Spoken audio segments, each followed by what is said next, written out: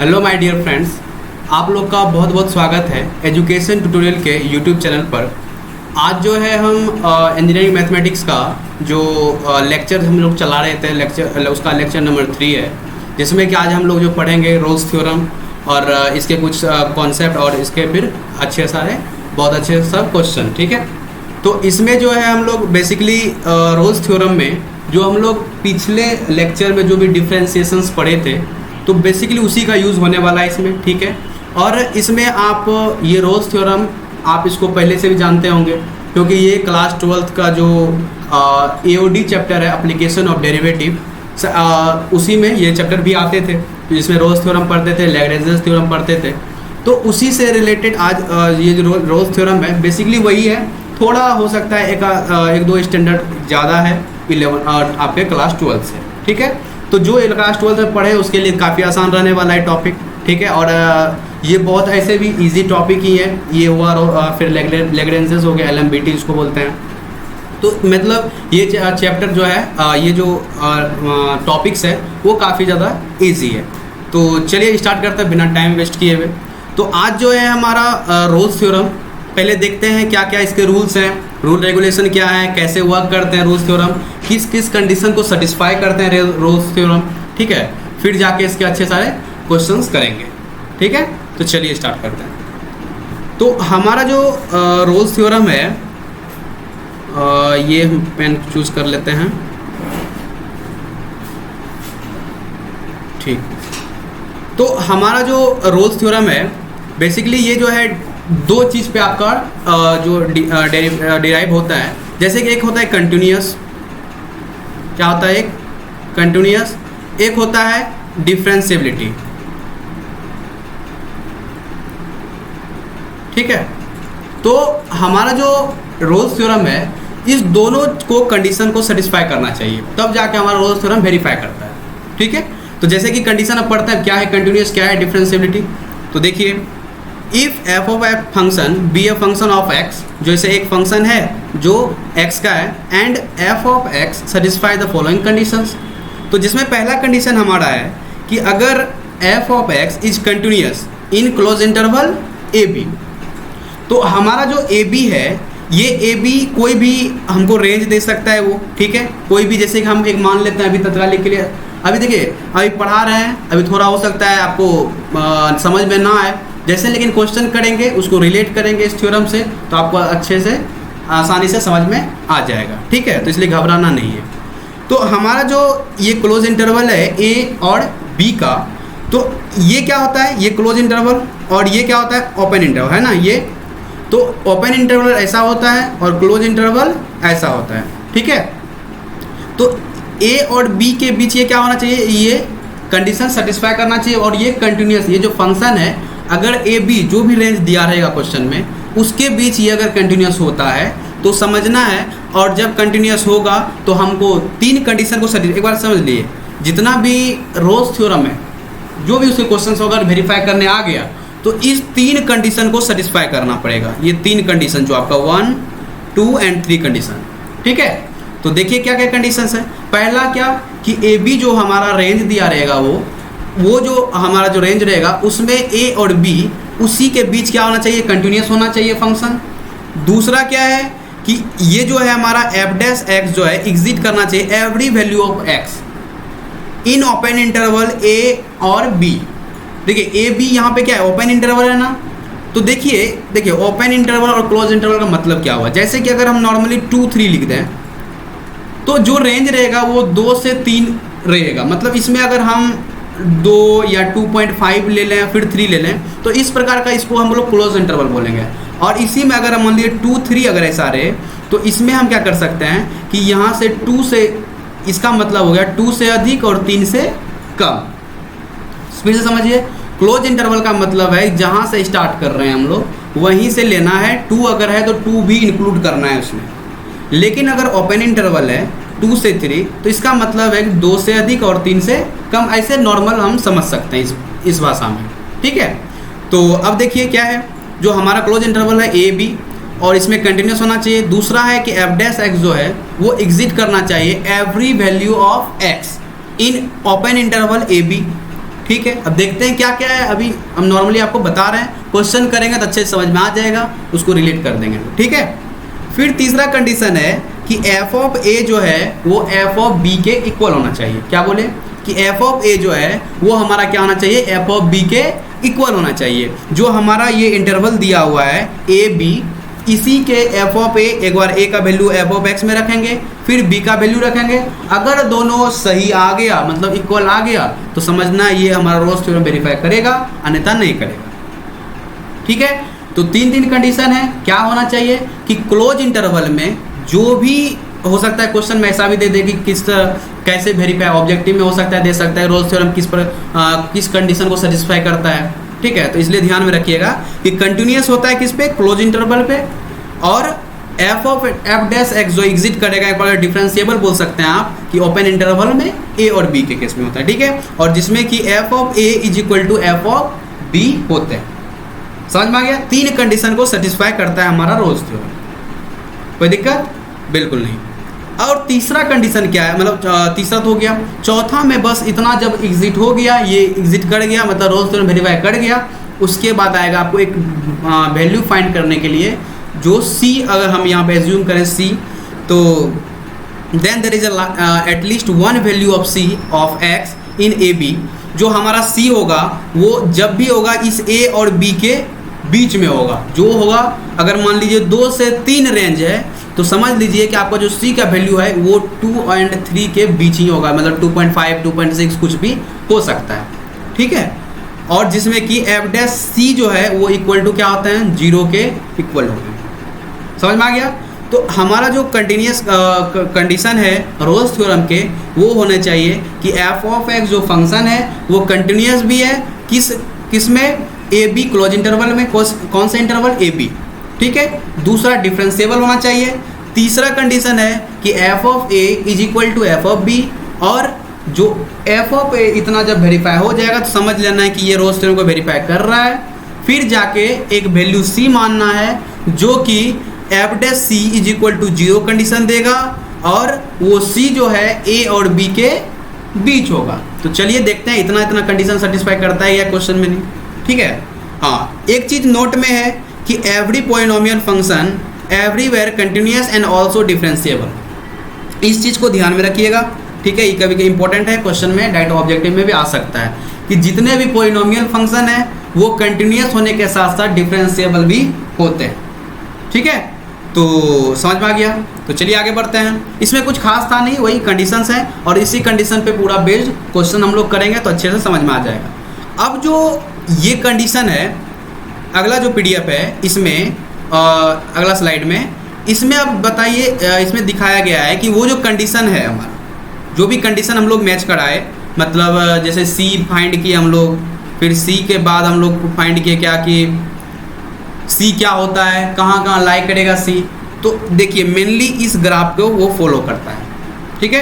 ये ग्राफ अगर समझ में आ जाएगा तो समझ लीजिए वो कंडीशन हमारा मेन, देखिए ये मेन है, यही कंडीशन, ये जो आपका है, ये जो 3 कंडीशन लगाए, यही कंडीशन आपका मेन है, आपको ध्यान में रखना है। अब हम ये बता रहे हैं कि अगले स्लाइड में कि ये आखिर कंडीशन आते कहाँ से हैं। ये जो कंडीशन है, वो जो कंडीशन पीछे पड़े कि कैसे आते हैं, इसी ग्राफ के थ्रू आते हैं। समझने का प्रयास करते हैं, देखते हैं क्या क्या है। Consider a portion a b, जैसे मान लीजिए एक ए बी पोर्शन है, जैसे यहाँ से ये उठा और यहाँ तक ये एक ग्राफ बनाए, ठीक है, समझिएगा। अब जैसे कर्व है एक y is equal to f of x, lying between x is equal to a and x is equal to b, ठीक है। एक्स ए बी हम क्या माने थे, ए बी हम इंटरवल माने हुए हैं, जो कि यहाँ पे वैल्यू दे रहा है x is equal to a और x is equal to b, यहाँ पे a और यहाँ पे सॉरी वहाँ पे b, यहाँ पे a, ठीक है। देखिए हमारा पहला कंडीशन है it goes continuously from a and b, ये a से b आसानी से जाते हैं, ठीक है। अब देखो, और यहाँ से क्या होता है, कंटिन्यूसली भी होते हैं, ठीक है, क्योंकि यहाँ पे कहीं शार्पनेस तो आता नहीं है ना, तो ये हमारा क्या हो जाएगा, कंटिन्यूस वे में जा रहा है, इसलिए ये क्या हो गया, a से b है, कंटिन्यूस जो भी जा रहा है। It has tangent at every point between a and b। देख रहे हैं कि c, मान लो जो यहाँ पे जो भी ग्राफ बना, ये c पॉइंट, और यही c पॉइंट आपको बोले हुए थे कि a और b के बीच होता है। यही c पॉइंट क्या होता है, a और b के बीच होते हैं, तो जिसमें कि आपका जो होगा ये सी पॉइंट जब ए और बी के बीच में होगा, तो यहाँ पे क्या हो रहा है, ये देखो तो यहाँ पे टेंजेंट बन रहा है ना, ये टेंजेंट बन रहा है, यहाँ भी टेंजेंट बन रहा है, तो ये जो कर्व हुआ तो यहाँ भी टेंजेंट बन रहा है। तो जब टेंजेंट बन रहा है तो यानी कि थीटा का वैल्यू कितना हो जाएगा, 0 हो जाएगा, होगा कि नहीं। जब थीटा का वैल्यू 0 होगा तो इसका मतलब है tan theta is equal to कितना होगा, 0, यानी स्लोप 0 हो गया। और स्लोप 0 हुआ, इसका मतलब है स्लोप कैसे निकालते हैं, एफ डैश से। किसी का कोई फंक्शन है उसका डिफरेंशिएट कर दो तो वो तुम्हारा टेंजेंट निकाल के दे देता है, जो हम लोग AOD में पढ़ चुके हैं क्लास 12 में, ठीक है। तो इसमें तो कोई आपको समझाने की दिक्कत प्रॉब्लम होगा नहीं, क्योंकि एफ डैश एक्स तो हो गया ना, ये फंक्शन जैसे डिफरेंस यानी स्लोप ऑफ टेंजेंट क्या हो गया, 0। इसीलिए हम लोग क्या करते हैं, f dash c is equal to 0 करते हैं। यही कारण है f dash c is equal to 0 करने का, क्योंकि सी पे हमारा क्या होता है, स्लोप ऑफ टेंजेंट 0 हो जाता है, और स्लोप ऑफ टेंजेंट 0 हुआ तो वही सी पॉइंट रख दो एक्स के जगह, इज इक्वल टू 0 लगा दो। और सी जो है हमारा क्या होता है, ए और बी के बीच होता है। तो इसीलिए अगर ये ग्राफ आप लोग को याद रहेगा तो आसानी से आपको कंडीशन को वेरीफाई कर पाएंगे, तो आपको कोई दिक्कत नहीं होगा, ठीक है। और हम पहले बोले थे कि ये कंटिन्यूस जो होता है वो क्लोज इंटरवल में होता है, ठीक है। तो क्लोज इंटरवल का मतलब भी पता है कि जैसे मान लो 2 और 3 क्लोज इंटरवल के बीच में है, तो समझना है कि 2 भी इंक्लूड करना है उसमें, 3 भी इंक्लूड करना है। और ओपन इंटरवल है, इसका मतलब है कि वो 2 से अधिक 3 से कम, ऐसा याद रखना है, ठीक है। तो इसीलिए ये क्लोज इंटरवल था, इसलिए हम लोग ए से लेके बी तक गए, ठीक है। और यहाँ पे सब जगह देख रहे हैं कि स्लोप बन रहा है, C2 पे भी स्लोप बन रहा है, C1 पे स्लोप बन रहा है, तो इसीलिए यहाँ पे क्या होगा, स्लोप ऑफ टेंजेंट 0 हुआ, जिससे कारण f dash c is equal to 0 हम लोग करते हैं। समझ में आ गया। और C हमारा क्या होता है, A एंड B के बीच वाला पॉइंट होता है, ठीक है। अब देखो यहाँ तो समझ में आ गया। अब क्या है, ordinate of A is equal to ordinate of B। तो देख रहे हैं y एक्सिस क्या है, ऑर्डिनेट क्या हो गया, y एक्सिस का जो वैल्यू है x के लिए इस पॉइंट पे जो है वो y के लिए सेम है, और B का भी क्या है, y पॉइंट, ये देखो तो सब सेम है ना, ये इक्वल टू पार्ट पे है, तो यानी कि ऑर्डिनेट हमारा A एंड B का इक्वल है ना। x का वैल्यू डिफर कर रहा है, डिफर क्या कर रहा है, कहाँ से कहाँ तक, x is equal to A से लेके B तक, और जिसमें C हमारा बीच वाला पॉइंट है, और उसका जो ऑर्डिनेट है यानी y एक्सिस का वैल्यू है वो हमारा क्या है, सेम है सबका। तो यहाँ पे 3 कंडीशन समझ में आ गया आप लोग को। तो क्या है, ये जो कंटिन्यूसली रूप से जाता है A से B तक, तो और वहाँ पे स्लोप ऑफ टेंजेंट 0 हो जाता है। स्लोप ऑफ टेंजेंट 0 होने के कारण हम लोग f dash c is equal to 0 करते हैं, और C हमको पता है A एंड B के बीच वाला पॉइंट है, ठीक है। और क्या पढ़े हैं कि, और पढ़े हैं कि ऑर्डिनेट जो है A और B का वो क्या होता है, सेम होता है। समझ में आ गया। तो आई होप आप लोग को समझ में आ गया होगा। इस ग्राफ के थ्रू हम लोग रोल्स थ्योरम को आसानी से समझ सकते हैं, ठीक है। फिर यही सब राम कहानी है कि टेंजेंट यहाँ एक्स इक्वल टू सी पे हुआ, और फिर f dash c is equal to 0, मतलब वही चीज़ को लिख दिया गया है, ठीक है। तो आपको ये स्लाइड तो मिल ही जाएगा, PDF मिल ही जाएगा, तो वहाँ से देख लीजिएगा, ठीक है। तो मेन हमारा जो खेल है वो इस स्लाइड का है, मतलब यहाँ पे जो हम लोग कंडीशन पढ़े हैं, इस कंडीशन का हम लोग को यहाँ पे जरूरत है ना। समझ में आ गया। तो ये कंडीशन आपको काफ़ी ज़्यादा इम्पोर्टेंट है, और इसी कंडीशन को हम लोग इधर जाके प्रूव किए हैं। समझ में आ गया। तो कोई ख़ास बात इसमें नहीं है, ठीक है, आसानी से समझ सकते हैं। ग्राफ को मेनली समझना, ये ग्राफ समझ में आ गया तो समझ लो वो क्वेश्चन समझ में आ जाएगा। अब क्वेश्चन करेंगे तो आसानी से समझ में भी आ जाएगा, है ना। चलिए ठीक है, तो चलिए क्वेश्चन करते हैं। इसमें कुछ खास नहीं, मतलब वो जो है जो पढ़े फिर से एक बार पढ़ लेते हैं, रिकॉग्नाइज करते हैं इसको क्या क्या पढ़े हैं हम लोग। क्या हमारा जो फंक्शन है, जो भी एफ ऑफ एक्स रहेगा वो कंटिन्यूस होना चाहिए। क्या होना चाहिए? कंटिन्यूस होना चाहिए। और कंटिन्यूस किसके बीच होना चाहिए? क्लोज इंटरवल ए और बी के बीच में होना चाहिए। फिर क्या होना चाहिए? कंटिन्यूस है और उसके साथ साथ क्या होना चाहिए? एफ डैश एक्स हमारा डिफरेंशिएबल भी होना चाहिए। और ये डिफरेंशियल कब होगा? ए और बी, ये ओपन इंटरवल के बीच, है ना। और तीसरे कंडीशन है कि f of a is equal to f of b होना चाहिए। समझ में आया? तो f of a is equal to f of b होना चाहिए। तब जाके जब ये तीनों कंडीशन सेटिस्फाई करेगा तो समझना है रोल्स थ्योरम वेरीफाई तब जाके करेगा ये, समझ में। और उसके बाद तब एक सी पॉइंट को मानना है, और सी पॉइंट मानना जो कि ए और बी के बीच में है, ठीक है, एज्यूम करना है।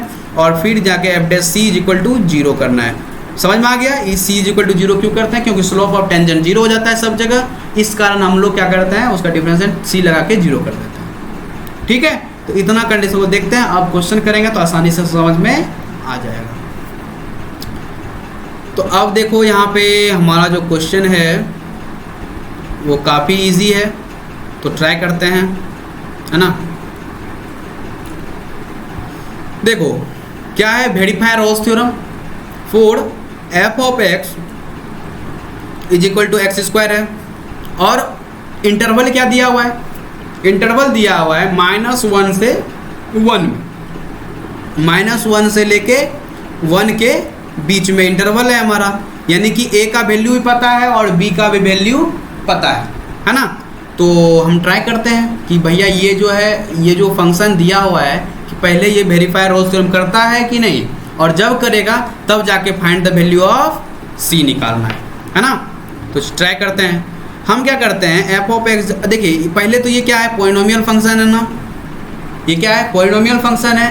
और हम पहले बोल चुके हैं जितने भी पॉलिनोमियल फंक्शन है वो कंटिन्यूअस होने के साथ साथ डिफरेंशिएबल भी होते हैं, है ना। जितने भी पॉलिनोमियल फंक्शन है वो कंटिन्यूअस होने के साथ साथ डिफरेंशिएबल भी होते हैं, इसमें कोई बड़ी बात है नहीं, जो हम पहले ही लिखा चुके हैं इस स्लाइड में। देखो यहाँ पे लिख दिया ना, every polynomial function continuous and also differentiable. समझ में आ गया। तो दो कंडीशन को तो सेटिस्फाई कर रहा है ये दो कंडीशन को सेटिस्फाई कर रहा है कि पॉलिनोमियल है और पॉलिनोमियल फंक्शन है, तो यानी कि डिफरेंशिएबल होगा, उसके साथ साथ कंटिन्यूअस भी होगा। तो दो कंडीशन। तीसरा कंडीशन है कि f of a is equal to f of b, क्या ऐसा हो सकता है? तो ट्राई करते हैं। हम क्या करते हैं, एफ ऑफ 1 रखते हैं। जब एफ ऑफ 1 रखेंगे तो 1 का स्क्वायर कितना हो जाएगा 1, और एफ ऑफ एक बार -1 है ना, -1 भी रखते हैं, तो -1 का भी स्क्वायर कितना हो जाएगा 1 हो जाएगा, यानी कि f of 1 is equal to f of -1। तो इस कंडीशन को भी सेटिस्फाई कर गया। इसके साथ साथ ये पॉलिनोमियल भी पॉलिनोमियल है, तो हम लिख सकते हैं इसका कंटिन्यूअस भी होगा एंड डिफरेंशिएबल भी होगा ये, ठीक है, कंटिन्यूअस डिफरेंशिएबल। और ये कंडीशन सेटिस्फाई कर गया, यानी कि Rolle's theorem verified, Rolle's theorem verified, है ना। जब रोल्स थ्योरम वेरीफाई कर गया तो अब क्या करना है, एक सी पॉइंट एज्यूम करना है और वो ए और बी के बीच होना चाहिए। तो देखते हैं, आंसर निकालते हैं, सी मतलब -1 से 1 के बीच है या नहीं। तो हम क्या करते हैं, इसका डिफ्रेंसिएशन करते हैं एफ ऑफ एक्स का। जब डिफ्रेंसिएशन करेंगे तो f dash x is equal to कितना होगा 2x होगा कि नहीं, और 2x होगा तो यहाँ पे लगा देंगे c, f dash c is equal to 2c हो गया, जिसमें कि f dash c is equal to 0 करना पड़ेगा, और 2c इज इक्वल टू 0, तो c इज इक्वल टू कितना हो गया 0, 0/2 का वैल्यू कितना होगा 0। तो देखो वैल्यू निकल के आ गया। तो यानी कि c का वैल्यू 0 निकल गया, और देख रहे हैं c जो है ये लाई करता है, बिलोंग्स टू -1 से 1, यानी कि हमारा c का वैल्यू कितना हो गया 0। समझ में आ गया। तो काफ़ी ज़्यादा इजी है, इसमें कोई खास बात है नहीं। तो पहले क्या किए, जो फंक्शंस दिया था, पहले अगर वेरीफाई करने कर रहा है तो हम क्या करेंगे, पहले कंटिन्यूअस प्रूव करेंगे, उसके साथ साथ डिफरेंशिएबल का कंडीशन सेटिस्फाई करेंगे। जैसे ही ये दोनों कंडीशन सेटिस्फाई किया, फिर क्या करना है, जो इंटरवल दिया रहेगा वो वहाँ पे ट्राई करना है, interval f of a is equal to f of b होना चाहिए। जैसे ही तीनों कंडीशन हुआ तो समझ जाएंगे कि रोल्स थ्योरम वेरीफाई कर रहा है। जैसे ही ये हुआ, फिर एक सी पॉइंट मानना है, अगर सी फाइंड करने के लिए कर रहा है, सी को मानना है जो कि ए और बी के बीच में है, फिर उसका डिफ्रेंसिएशन करना है और सी के जगह पुट कर देना है और इक्वल टू 0 लगा देना है, वहाँ से सी का वैल्यू निकल जाएगा। समझ में आ गया। तो यहाँ तक तो आपको रोल्स थ्योरम वेरीफाई हो गया, और यहाँ पे लगा दिए 2c इज इक्वल टू 0 और 2c इज इक्वल टू कितना हो गया 0, -1 से 1 के बीच तो आ ही रहा है, बिलोंग्स कर रहा है। तो ये हमारा हो गया आंसर। समझ में आ गया। तो काफ़ी ज़्यादा ईजी था, कोई खास बात है नहीं। चलिए आगे बढ़ते हैं। अगला क्वेश्चन है हमारा कि वेरीफाई रोल्स थ्योरम, फिर वही है f of x is equal to sine x by exponential x है, और ये जो लाई करता है 0 to pi, and also find the value of c, है ना। तो इसमें भी वही करना पड़ेगा हमको कि वेरीफाई करना पड़ेगा। तो देखिए यहाँ पे क्या करते हैं हम, पहले एफ ऑफ एक्स लिखा तो ये निकाल लेते हैं, sine x by exponential x. तो यहाँ पे क्या कर देंगे, एफ डैश एक्स कर देंगे। जब हम एफ डैश एक्स करेंगे, और उससे पहले हम एक बार कर देते हैं, हम यहाँ से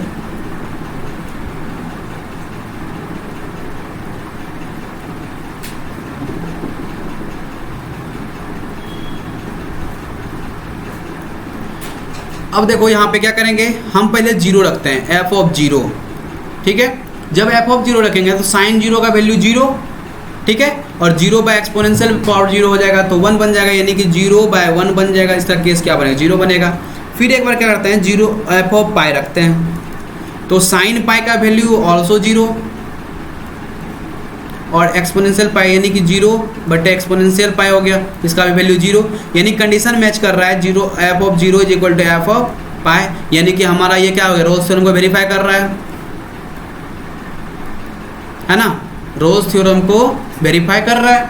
और जैसे रोल्स थ्योरम वेरीफाई किया, यहाँ से हम क्या कर देंगे, सी वैल्यू फाइंड करेंगे। तो यहाँ पे सी कर देंगे, हम पहले इसका डिफ्रेंशिएशन निकालते हैं, एफ डैश एक्स करेंगे तो क्या हो जाएगा, हम एक चीज़ बताए थे डिफ्रेंशिएशन में, u बाय v का कंडीशन क्या होता है, v du by d x minus u dv by d x by क्या हो जाएगा, v स्क्वायर हो जाएगा, होता है ना। ये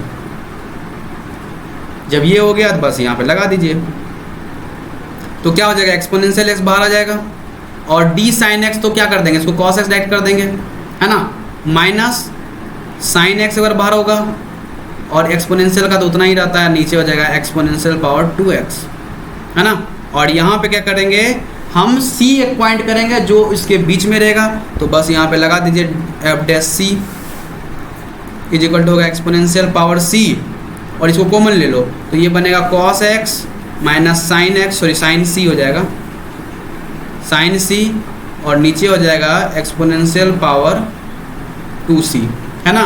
और ये से एक कैंसिल हो जाएगा तो एक सी बचेगा, 2 से 2 कैंसिल हो जाएगा, है ना। तो यहाँ हो गया, और फिर क्या करेंगे, इसको इक्वल टू 0 के बराबर कर देंगे, तो हमारा यहाँ पे क्या हो जाएगा, एफ 1 मिनट,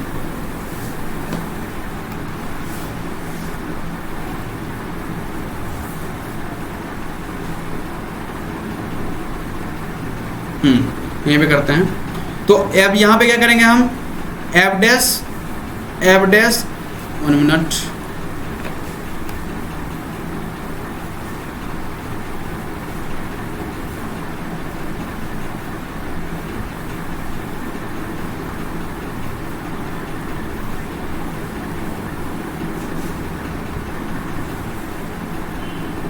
पेन चूज कर लेते हैं। तो यहाँ पे है क्या कि f dash c is equal to क्या कर देंगे, 0 कर देंगे, और एफ डैश सी हमारा कितना निकल के आया है, यहाँ पे देखिए cos c minus sine c, अब बाय क्या हो जाएगा, exponential c is equal to 0।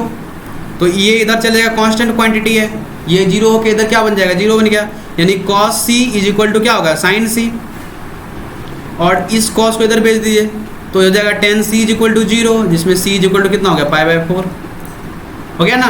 तो c इज इक्वल टू π/4 हो गया। तो देखिए तो c जो π/4 है ये बिलोंग्स कर रहा है क्या 0 to π, बिल्कुल कर रहा है ना।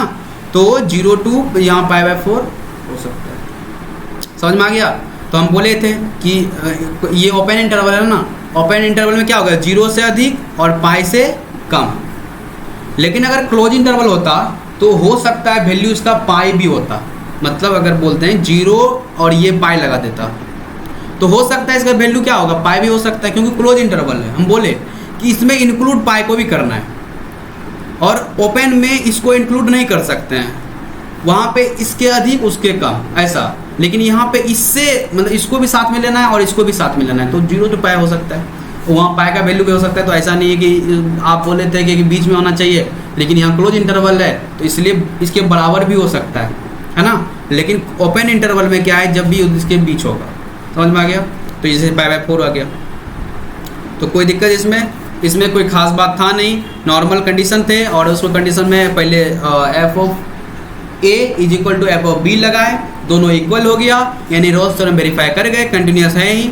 और कंटिन्यूस है तो f' लगाए, यहाँ से f' को =0 कर दिए और वहाँ से c का वैल्यू निकल के आ जाए। समझ में आ गया। तो काफ़ी ज़्यादा इजी ये भी था, मतलब रोल्स थ्योरम है ही इजी, बस कंडीशन को समझना है और उसके बाद फॉलो रूल करना है ना। तो चलिए अब तीसरा क्वेश्चन की बढ़ते हैं आगे। हमारा तीसरा क्वेश्चन है कि जो हमारा तीसरा कंडीशन है वो भी काफ़ी ज़्यादा इजी है।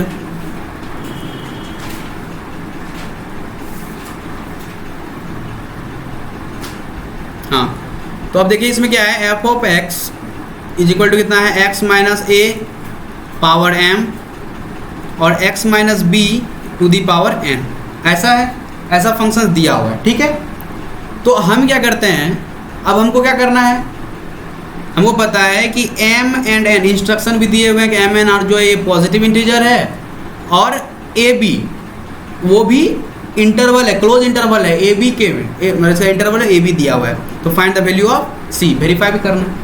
तो क्या करते हैं, हम यहाँ पे वैल्यू रखते हैं, एक बार x के जगह a रखेंगे, फिर x के जगह b रखेंगे, दोनों देखेंगे इक्वल है और ये पॉलिनोमियल है। तो पॉलिनोमियल है तो ये कंटिन्यूस डिफरेंशिएबल तो होगा ही, उसमें कोई चर्चा करना है तो यहाँ पे लिख देंगे। यहाँ पे लिख देना है कि अगर बनाना चाहिए तो we know that since every polynomial function is a continuous and differentiable, so this function is also called continuous and differentiable. Okay, फिर अब आगे बढ़ना है कि अब यहाँ पे ट्राई करते हैं इसको f(a) रख के। जब f(a) रखेंगे यहाँ पे तो a के जगह क्या हो जाएगा, a - a पावर m और a - b to the power n, a से a कैंसिल हो गया यानी 0 दे देगा वैल्यू। फिर इसी तरह f(b) रखना है तो हो जाएगा कितना, b - a पे टू दी पावर m और फिर b - b to the power n, ये कैंसिल हो गया यानी 0 दे दिया। तो f(a) = f(b), कंडीशन सेटिस्फाई यानी रोल्स थ्योरम वेरीफाई कर गया।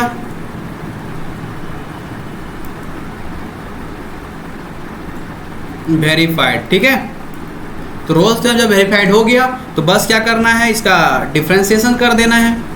हम यहाँ पे इसका दूसरे स्लाइड में डिफ्रेंशिएशन करते हैं। तो डिफ्रेंशिएशन में हमारा f(a) जो है x - a to the power m है और into x - b to the power n है। तो बस f' लगाएंगे तो एक बार u भी कंडीशन लगाना है, एक फॉर्मूला पता है ना, du × b/dx। तो एक बार u को बाहर करना है dv/dx, फिर एक बार b को बाहर करना है du/dx, है ना। तो ये हो गया।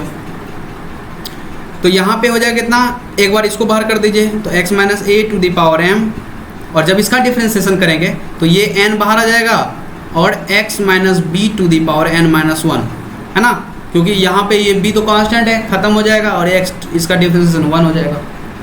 फिर क्या है, प्लस हो जाएगा, एक बार x - b पावर n कर देंगे और फिर इसका जब करेंगे तो m बाहर आ जाएगा और फिर हो जाएगा x - a to the power m - 1, हो गया।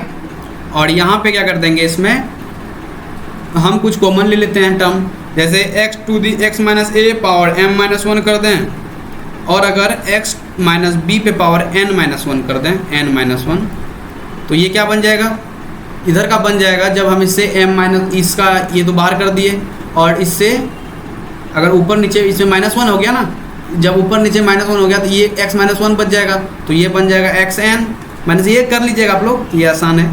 फिर ये हो जाएगा x - n और फिर यहाँ पे क्या हो जाएगा, यहाँ फिर ये बाहर आ जाएगा तो हो जाएगा कितना, प्लस mb - bn, है ना, ये हो जाएगा। तो अब देखिए यहाँ पे x - a to the power m - 1, x - b to the power n - 1 और इधर हो जाएगा कितना, इधर हो जाएगा इसमें क्या करना है, कॉमन लेते हैं, जैसे कॉमन इसमें लेंगे कितना, इसमें आपका अच्छा x होगा ना, mx होगा यहाँ पे, mx सॉरी फिर एक मिनट, यहाँ क्या किए, n x minus a n, ठीक है। यहाँ फिर करेंगे m x minus b m होगा, बी एम होगा, है ना।